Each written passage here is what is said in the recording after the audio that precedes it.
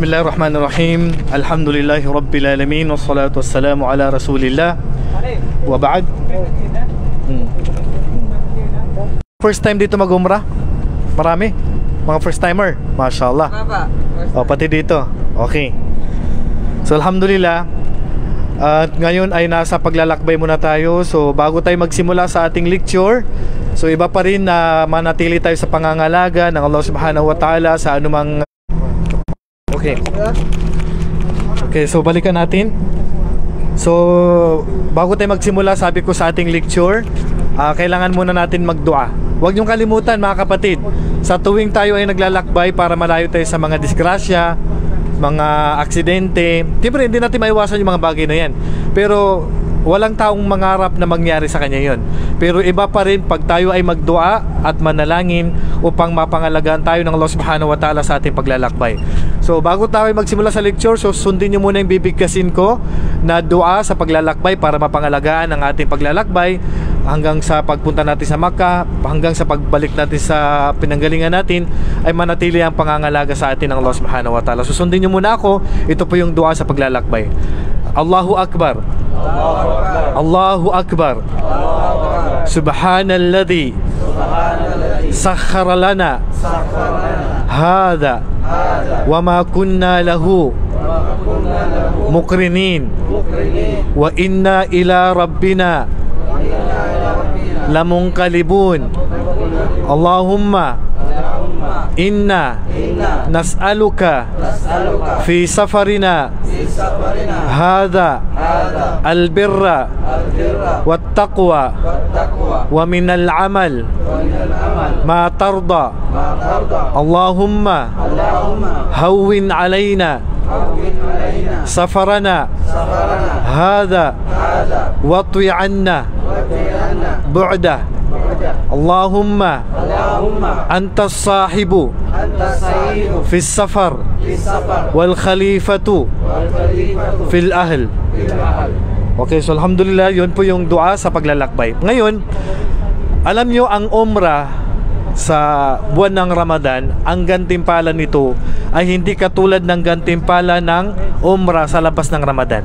Kaya nga napaka-espesyal ang mga gawain sa buwan ng Ramadan eh. Ang umrah, sabi ng propeta sallallahu alaihi wasallam, umratun fi Ramadan ta'dilu hajjatan aw hajjatan ma'i. So ang sabi ng propeta sallallahu alaihi wasallam, ang umrah sa buwan ng Ramadan ay katumbas ng para kang nag-hajj. Para kang nag-hajj. First time mo mag-umrah pero parang hajj na yung gantimpala mo, sabi ng propeta sallallahu alaihi wasallam. At hindi lang yun, hindi lang po yun. Sabi ng propeta sallallahu alaihi wasallam, aw hajjam ma'i, or nag-hajj siya. Tatlong panalangin ng mga tao na yan na kapag nanalangin sila ay hindi tatanggihan ng Allah ang kanilang dua. Tatlo. Una, da'watul mazlum, ang panalangin ng taong dinaya. Kaya pag ang tao dinaya mo, tatanggapin ng Allah ang dua niya kahit na yan ay hindi Muslim. Halimbawa, ang kapitbahay mo hindi Muslim, dinaya mo. Pag nagbibinta ka sa kapwa mo Muslim, mura. Pag binibinta mo doon sa hindi Muslim, dinadaya mo dahil hindi Muslim. Kahit na hindi Muslim o kalaban mo o hindi kayo magkasundo at dadayain mo yan, tatanggapin ng Allah ang dua niya. Paano yon? Pag dinua ka niya madisgrasya ka. Kasi tatanggapin ng Allah ang kanyang dua laban sa'yo. Pangalawa, da'watul musafir. Pangalawa ay panalangin ng isang naglalakbay tulad natin.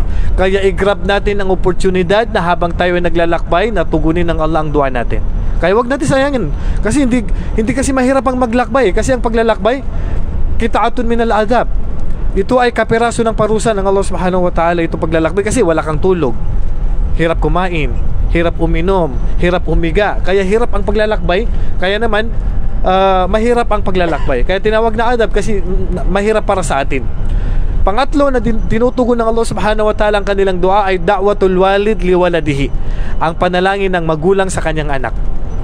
Kaya lagi natin sinasabi na kapag mayroon kang board exam, mayroon kang gustong gawin na kailangan mong pumasa doon, kailangan mong mag-success doon, isa sa dua na hilingin natin sa magulang natin.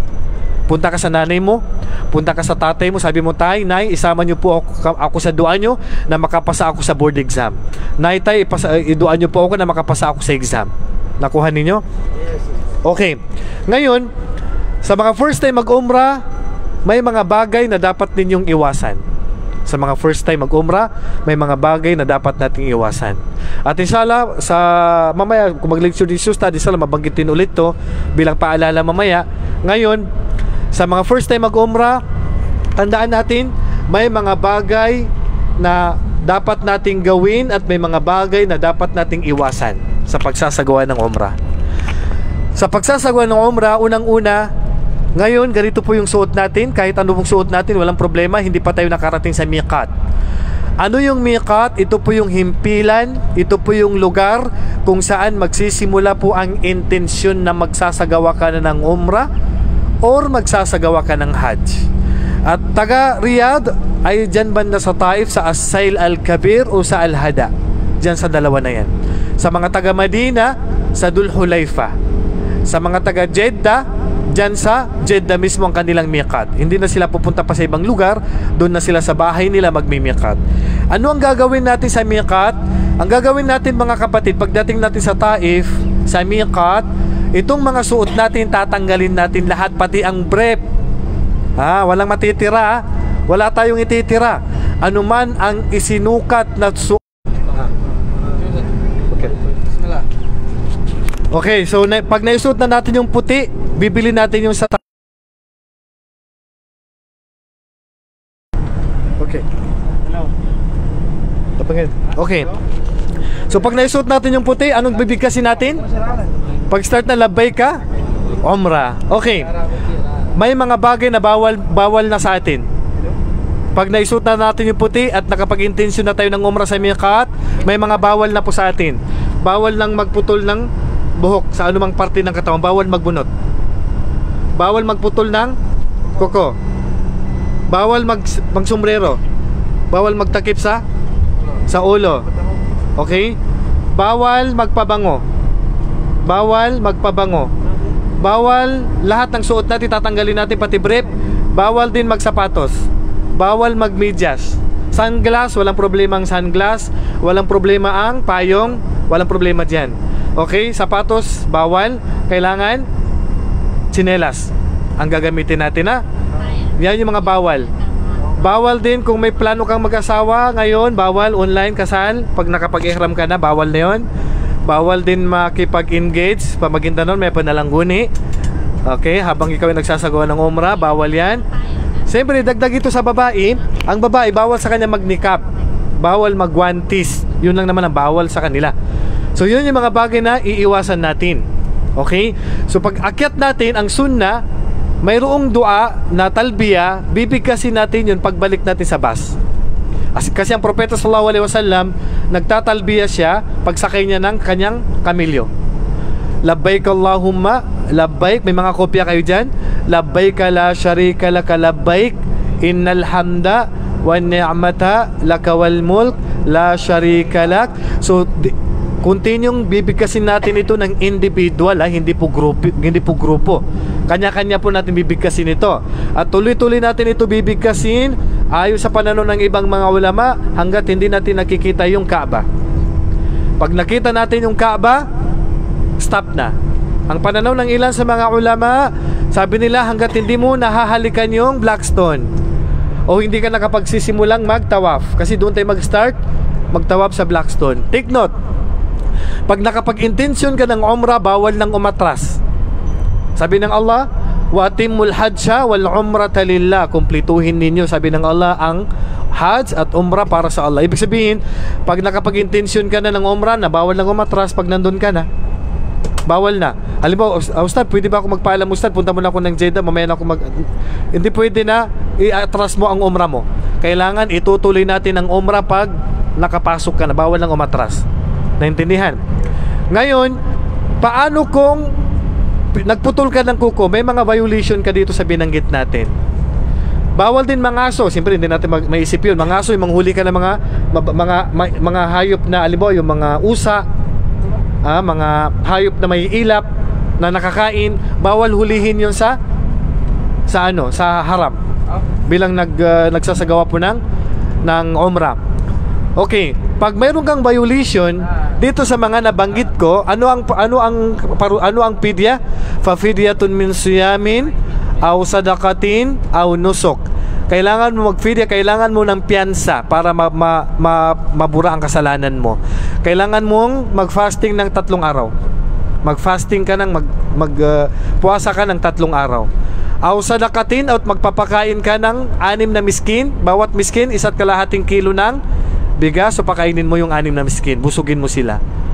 Aw nusok, o magkakatay ka ng kambing o tupa dyan sa haram, ipapakain natin sa mga mahihirap. Kaya wag kang mag-violation, ha? Pag nakapag-intensyon na tayo, iiwasan na natin yun. Pagdating natin doon sa miqat, take note, ang intensyon hindi pa magsisimula dito, ha? Ang intensyon doon magsisimula sa miqat. At hindi matatanggap ang iyong umrah na mag-intensyon ka pagkatapos pumasok sa Makkah. Kailangan doon mismo sa miqat ang ating intensyon. Naintindihan? At inshallah mga kapatid, ang gagawin natin para hindi tayo mahirapan doon, dahil sa dami natin na to, magkakaroon tayo ng grupo. Sa pagsasagawa ng umrah, magkakaroon tayo ng grupo. Okay, pinakamainam sa pagsasagawa ng umrah ay nakapagsagawa ng wudu.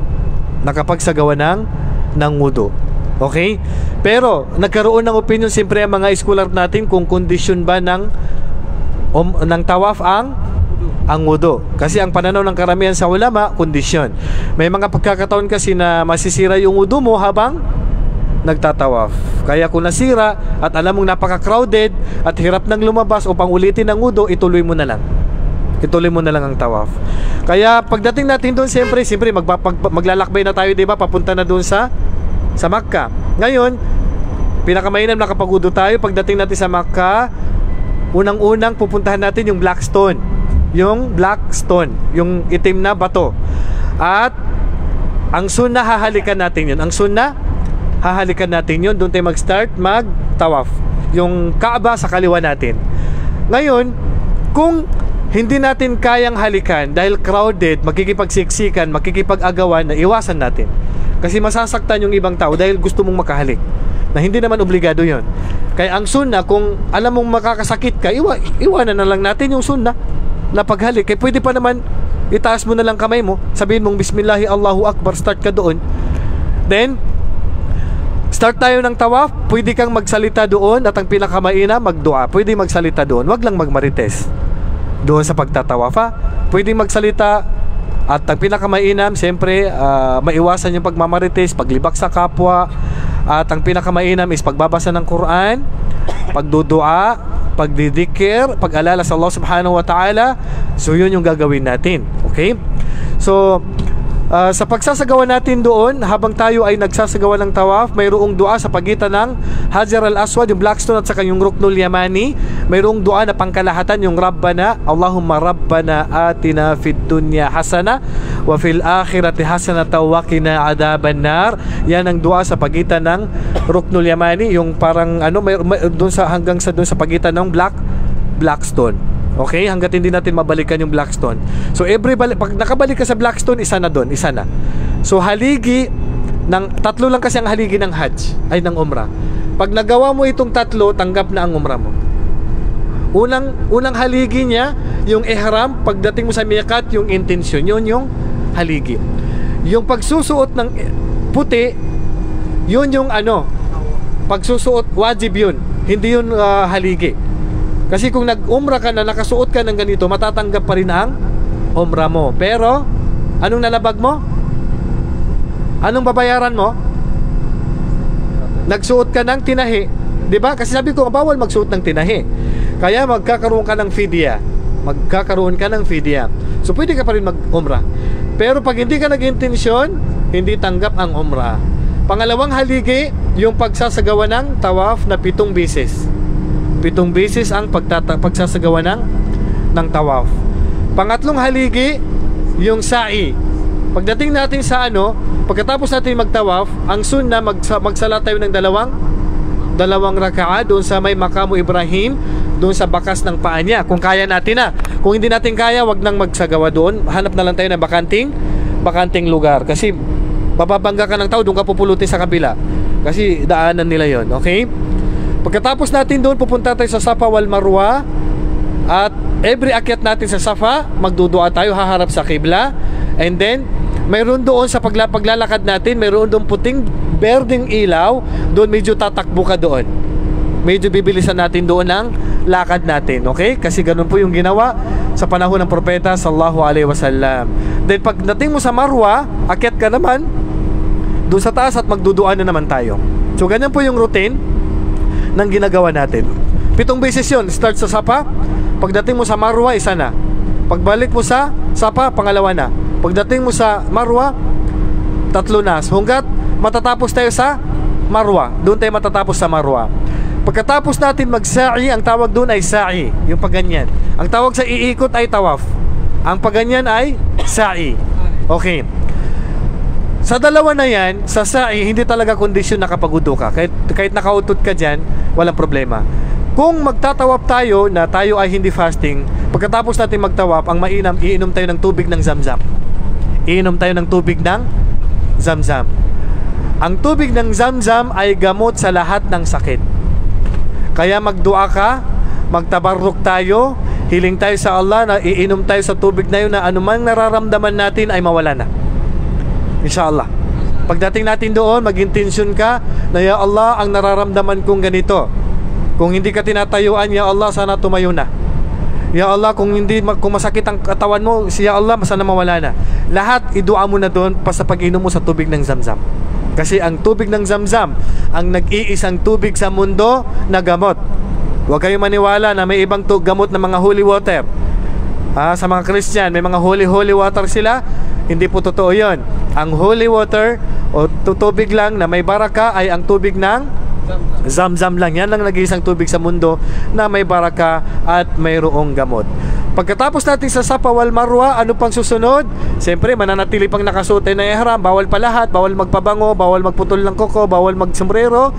Magpapagupit na tayo. Magpapagupit. Meron ba sa inyo nakadala ng scissor dito?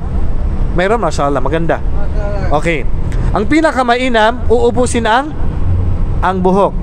Pero kung babawasan lang yung buhok, walang problema.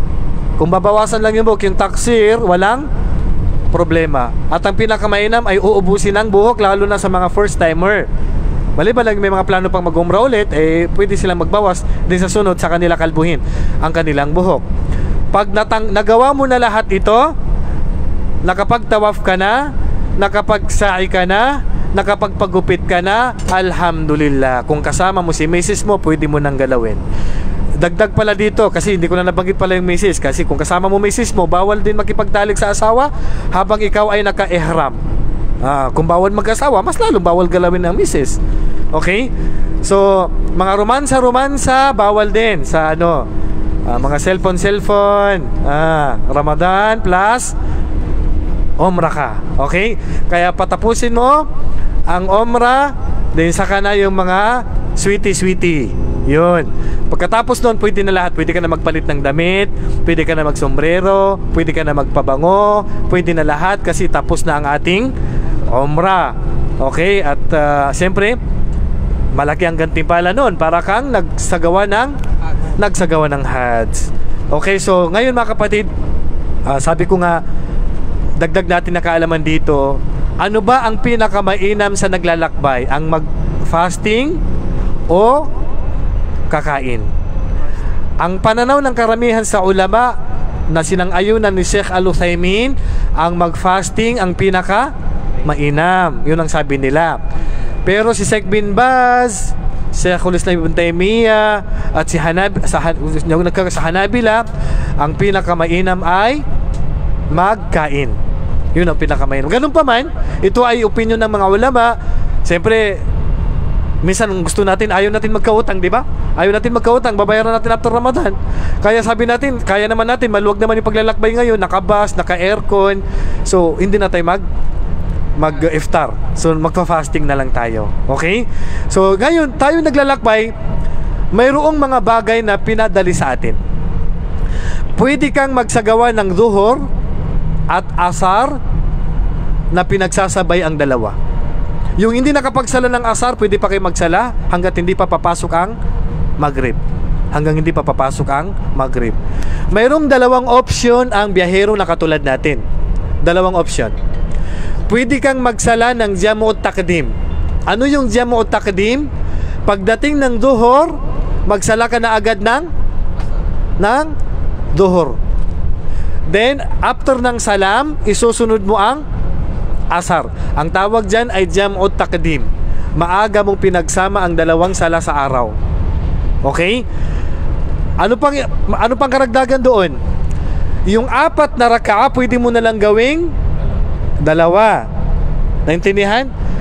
Hindi obligado yung 2 yung 2 dito, regalo sa atin ng Allah, regalo.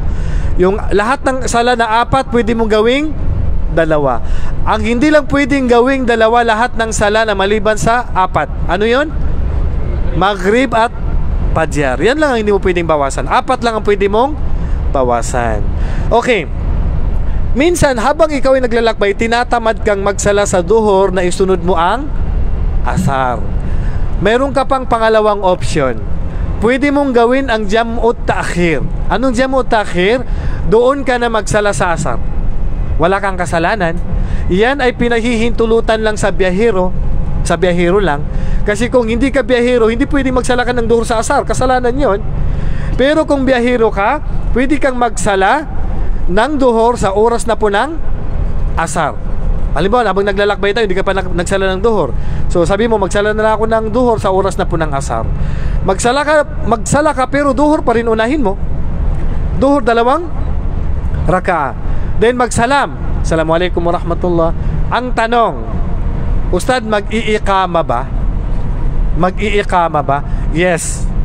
Sa tuwing itatayo natin ang sala, kahit marami kayo o mag-isa mo lang, ang sunnah ay mag-iqama.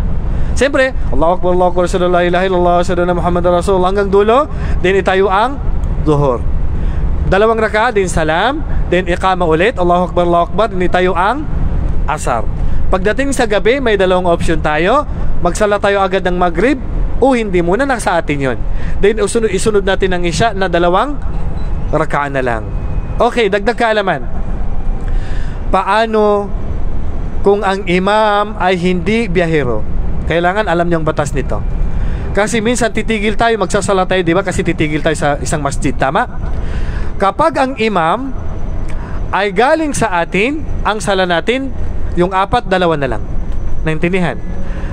Pero kung ang imam ay taga doon sa pupuntahan natin, ibig sabihin, halimbawa, titigil tayo sa Taif o titigil tayo sa isang lugar para mag-iftar, halimbawa.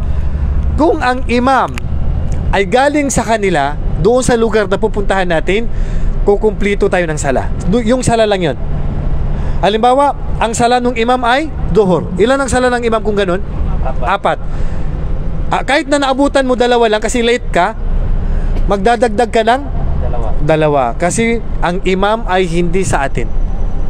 At hindi ikaw yung nagsasala mag-isa. Dahil may imam ka, susundin natin ang sala ng imam. Naintindihan? Susundin natin ang sala ng imam. Okay. Pagkatapos niya magsalam, dahil kumplito yung sala natin, paano yung asar? Kumplito din ba o 2 na lang? 2 na lang kasi wala ka ng imam eh. Dahil ang asar is wala ka ng imam, tayo-tayo na lang. So 2 raka'a na lang ang asar. Pero kung tayo ang imam, sasabihin natin sa masjid na gusto lang namin ipaalam na kami po ay biyahero, paiiksiin namin ang sala. So sila naman ang magdadagdag. Kasi bakit? 2 yung raka'a ng duhur natin, siyempre magdadagdag sila kaya hindi naman sila pwedeng magsala ng 2 raka'a lang ng duhur. Kasi pinahintulutan lang itong 2 raka'a sa biyahero.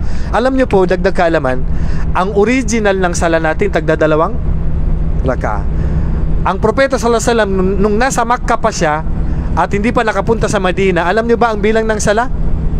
2 lang. Kaya sabi ni Aisha radhiyallahu anha, fa'uqirrat fis safar wa zidat fil hadar. At nanatili ang 2 raka'a na ito sa paglalakbay at dinagdagan ang sala na ito nung tayo ay nanatili na sa lugar natin. Kaya nung propeta sallallahu alaihi wasallam napunta na sa Madina, yung dalawang sala dinagdagan ng dalawa maliban sa Fajr. Maliban sa Fajr. Okay, naintindihan? Pero take note, hindi po obligado na pagsunurin natin ang dalawang sala na yan. Yan po ay pagpapahintulot lang at hindi po yan obligado. Hanggat hindi pa tayo nakakarating sa pinanggalingan natin, pwede natin paiksiin ang sala at pwedeng pagsamahin ng dalawang sala. Maliban, anong sala lang hindi pwedeng isama? Anong sala lang ang walang partner? Fajr lang. At ang sunnah na sala na hindi lang natin iiwanan, dalawa lang. Habang naglalakbay, di ba may mga sunan arawatib, may mga tarawih, maiiwanan lahat yan maliban sa witr at Fajr. Habang naglalakbay, maliban sa witr at sunnah ng Fajr lang ang hindi maiwanan. At pwede natin isagawa ang sala na yan habang nakopo. Pwede natin isagawa ang witr at ang sunnah ng Fajr habang nakaupo, na tumatakbo ang bus kahit hindi ka nakaharap sa kibla. Kahit hindi ka nakaharap sa kibla. Take note, walang sala, bilang kaalaman, walang sala na hindi ka pwedeng humarap sa kibla kahit sunnah. Kailangan mong humarap sa kibla kasi hindi matatanggap ang sala mo. Isang sala lang ang pwede kang magsala na hindi ka nakaharap sa kibla. Alam niyo anong sala yon? Yung sunnah na sala na ikaw ay nasa paglalakbay. Yung sunnah na sala na ikaw ay naglalakbay na nasa saan? Sasakyan. Nasa sasakyan habang naglalakbay ka, habang nakaupo ka, pwede kang magsagawa ng sala ng nakaupo at hindi nakaharap sa kibla. Diyan lang pinahintulutan. Pero kung bumaba ka na, hindi tanggap yung sala. Kung bumaba ka, hindi tanggap ang sala. Kahit sunnah. Kasi pinahintulutan lang yon sa sasakyan. Yung sunnah na hindi nakaharap sa kibla. Dagdag kaalaman din sa naglalakbay. Pwede bang magsala sa bus? O hindi? Sunnah lang ang pwede sa bus. Ang obligado hindi pwede maliban lang kung mauubos ang oras ng mga sala sa sasakyan. Halimbawa, duhur, asar, maghrib, mauubos sa daan. Dito ka lang pwedeng magsala sa sasakyan, sa eroplano, saan man. Ngayon, paano kung aabutan ko yung sala sa pupuntahan ko? Sumakay ka ng eroplano sa Maynila ng alas 12 duhur. Darating ka ng Cotabato, anong oras? Alas 2. Hindi pa oras ng asar yon, tama? Pero inabutan ka ng duhur sa eroplano. Saan ka magsasala ng duhur? Saan magsasala? Hindi. Hindi pwede magsala sa eroplano. Doon ka magsasala sa pupuntahan mo. Sa Cotabato, Davao, Zamboanga, Cebu, Iloilo, doon po kayo magsasagawa ng sala. Dahil ang propeta sallallahu alaihi wasallam, hindi siya nagsala ng obligado sa sasakyan. Hindi niya isinagawa ang sala sa taas ng kabayo o sa taas ng kamilyo. Isinagawa lang niya ang sala sa taas ng kamilyo. Anong sala lang? Sunnah lang. Sunnah lang. Pero obligado, hindi niya ginawa. Kaya sabi ng ating mga ulama, kung ang obligado mauubos sa daan at hindi ka pwedeng bumaba, doon lang pwede kasi darura na siya. Ibig sabihin emergency na. Pero kung aabutan mo pa yung sala sa pupuntahan mo, doon ka na magsala. Hindi ka magsasala sa sasakyan. Naintindihan? At ito pa idadagdag ko. Kung magsasala ka ng sunnah, pwedeng nakaupo. Tama? Pero obligado, duhur asar, hindi pwedeng nakaupo. Hindi tanggap ang sala mo na nakaupo ka sa eroplano, sa bus, sa tren. Kaya yung abutan ka ng salat, gusto mo magsala sa eroplano, unang-una maghanap ka muna ng lugar na pwedeng magsagawa ng sala. Pwede ka makapagtayo, makaruko at makasudyod. Kung walang lugar, saan ka magsala? Kung walang lugar, saan ka magsasala ngayon? Sa upuan. Yan ay kung maubos yung oras ng biyahe, yung sala maubos sa daan. Pero take note, hindi ka pwedeng magsala na nakaupo. Magsasala ka ng tayo. Kailangan tumayo ka pag wala ng seatbelt. Kasi tatanggalin din yung sign na pwede nang tumayo. Tama? So magsasala ka pa rin sa aeroplano ng nakatayo. Hindi pwedeng upo. Hindi tanggap sala mo. Kasi ang pag-upo, saan lang pinahintulutan? Sa sunnah lang. At ang pag-upo, kahit tarawih, pwede ka magsala ng nakaupo. Alam nyo ba yun? May sakit, wala akong sakit Ustad. Kahit wala kang sakit, pwede kang magsagawa ng sala na naka? Opo. Pero magkano gantimpala mo? Kalahati lang. Pero kung ang sala mo isya, hindi pwedeng umupo. Hindi tanggap sala mo. Hindi niyo pagkakaiba. Ang pagtayo ay kondisyon sa obligadong sala at sunna lang sa sunna na sala. Ngayon alam natin, nakasapatos tayo, nakamidyas tayo, dagdag ko lang to. Pwede nyo pong punasan ang sapatos nyo o medyas nyo, depende sa kung ano yung gagamitin nyo magsala. Kasi pwede kang, alam nyo ba, na minsan gawin natin sunna na magsala na nakatsinelas o nakasapatos. Kahit wag na po natin tanggalin ang sapatos, pwede pong magsala ng nakasapatos o nakatsinelas. Yan po yung sunna. Sa hadis ni Anas bin Malik radhiyallahu anhu, akana Nabi sallallahu alaihi wasallam yusalli ala na'ali, qala na'am. Tinanong si Anas, nagsasala bang propeta suot-suot ang kanyang tsinelas? Sabi niya, oo. Sa masjid ng propeta, lahat sila nakatsinelas. Pero ngayon, mahirap nang magtsinelas sa masjid kaya nakakarpet na, nakatiles na. Siyempre, hindi natin magawa yun. Minsan nagagawa lang natin to pag nagpe-field trip, naglalakbay tayo, pwede tayong magsala na hindi natanggalin ang sapatos. Okay, mayroon pang hindi nakakaintindi, kaya idadagdag ko lang to kasi iba, hindi pa nila maintindihan yung pagpunas ng sapatos si medyas. Pag hindi ka biyahero, 24 hours, kahit hindi mo natanggalin ang medyas mo, pero may kondisyon na, bago ka pwedeng magpunas ng medyas, kailangan magudo ka muna at mahugasan mo na yung paa mo. Magudo, then maghugas ng paa, then pagkatapos mahugasan ng paa mo, then magmedyas ka na. Pag nagmedyas ka na dito, sa susunod pwede ka na magpunas na lang. Okay. Kailan magpunas? Pag nasira ang udo mo, nakautot ka, nakaihi ka, nakadumi ka, nasira, di ba? Di magudo ka ulit. Hindi mo na kailangan tanggalin ang medyas. Pag taga-Riyadh ka o taga-saan ka man sa Pilipinas, pupunasan mo lang ang sapatos mo. Dito lang o ganito lang, sa taas lang niya. Ito yung sapatos, sa taas lang niya. Dito lang sa ibabaw niya. Hindi na sa ilalim ng paa niya, sa ibabaw lang. Ganun lang. Naintindihan? Pag biyahero, 3 araw, 3 gabi, kaya hindi tayo magtanggal ng sapatos si medyas. Siyempre, ngayon, matatanggal natin sa pilitan kasi nga bawal sa umrah. Habang hindi pa tayo nakakarating, nakasapatos tayo. Pagpabalik after ng umrah, nakasapatos tayo. Pwede nating punasan ang sapatos o medyas lang sa pagsasagawa ng sala. Tatanggalin mo lang yan kung kailangan mong maligo. Tatanggalin mo lang yan kung kailangan mong maligo. Okay?